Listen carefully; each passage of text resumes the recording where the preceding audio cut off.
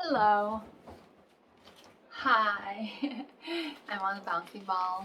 So today I just got back from a profile photo shooting session for my best annotator contest.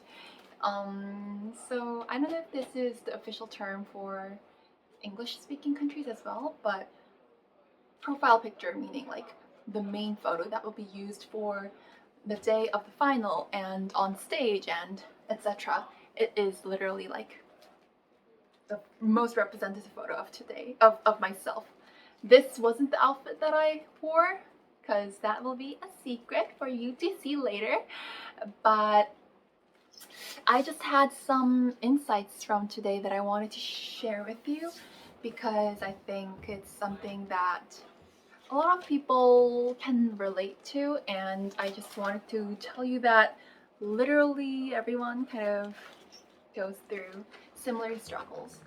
So, um, I feel like this competition really respects their contestants, and they just treat them with dignity and more respect. I wouldn't say that's the case for all pageants, unfortunately, but for this one, even though I'm not, the most photogenic person or the most comfortable standing in front of a camera, starting from the photographers and the makeup artists and like all the staff there made us feel so comfortable and confident. Speaking of confidence, I really wanted to talk about this topic in particular, as someone who is, competing against others, vouching for me, asking those people, persuading those people to select me over other people, um, based on mm, a lot of the skills that might be taken personally, right? Let's say, for instance, if it were a flute competition or a piano concours or like a math competition or a research fair. I think those things usually are not identical to you as an identity or who you are, right? Like, just because you don't win the math competition doesn't mean you are not valued as a human being, or you're not attractive as a human being, or you're not worthy of attention as a human being. But for these kind of pageantries that rank people based on everything from their looks to the way they speak, the way they carry themselves, it's kind of difficult to not take those attributes personally. Now, luckily, because this isn't um, a beauty pageant per se, you don't associate the criticisms or feedback you get from them too personally. Needless to say, the types of criticisms we get are less about the looks, but more about how much we enunciate our words or pronounce accurately, or the tone, the cadence, etc. So those things are a bit less relevant to who you are and the things you cannot change, such as physical attributes. But I wanted to also note that even if that's the case, at the end of the day, because we are being judged by judges whose role is literally to judge us and rank us, sometimes we take the feedback and criticisms very personally, and that was the case for me at a beauty pageant. I was a person with quite high self-confidence.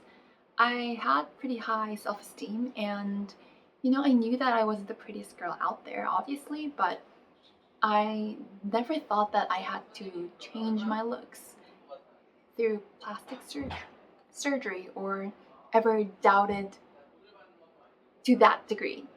about my self-worth. But I think if you are in a position, and I'm not just condemning beauty pageantries in any way, if you're in a position to be measured up against other people, you naturally feel. Michelle Obama had this imposter syndrome. Yeah, it's very natural to feel imposter syndrome. But I wanted to tell you that share a quote that I really like.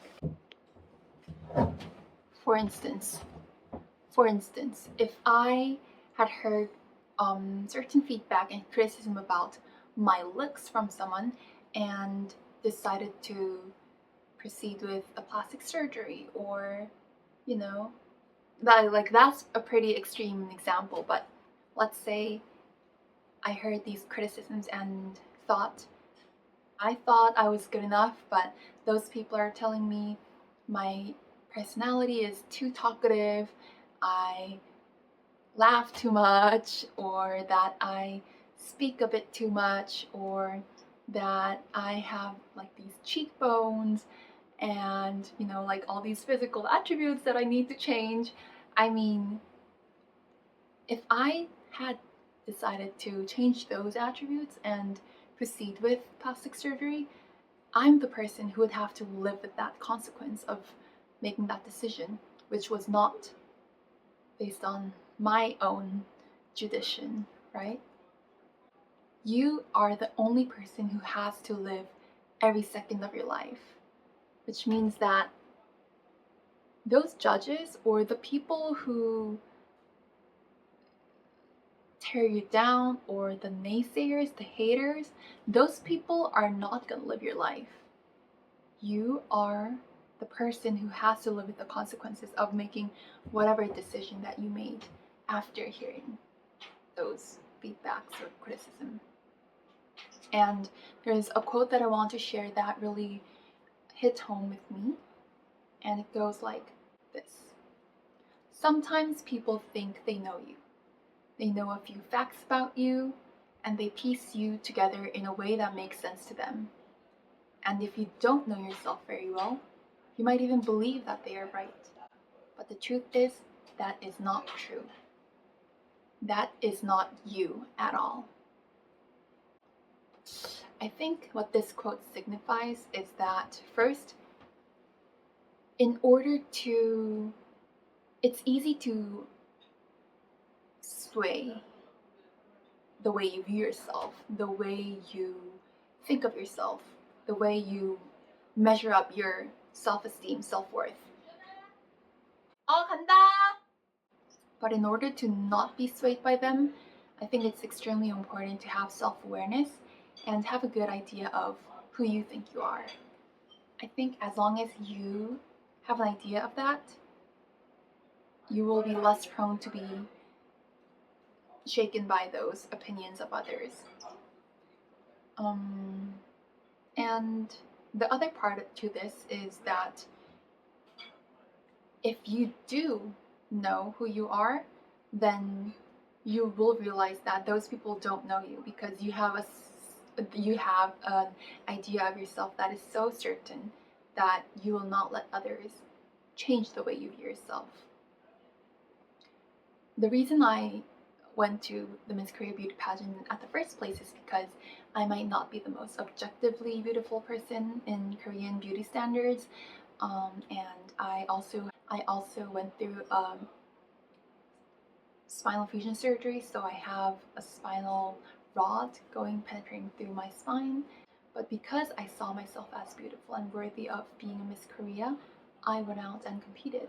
And I wanted to send people the message that if I could do it, and someone like me who is not perfect by any means and might not even be like pretty to some people, but I thought I was valuable and I loved myself and was so lovable. So I decided to go out in that beauty pageant, and no one can say no to that if you are sure about yourself. So whether you think you can do it or not, you are right. That's a quote that really rings true to me at this moment. And if you don't know who you are for sure, there's a quote that goes something like this: I'm not who I think I am. I'm not who you think I am. I'm who I think you think I am.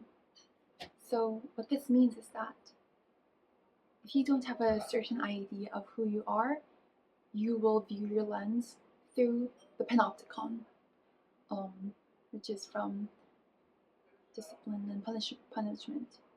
Mm, the lens of other people, but not even the way they actually see you. It's the way you think they think you think they see you.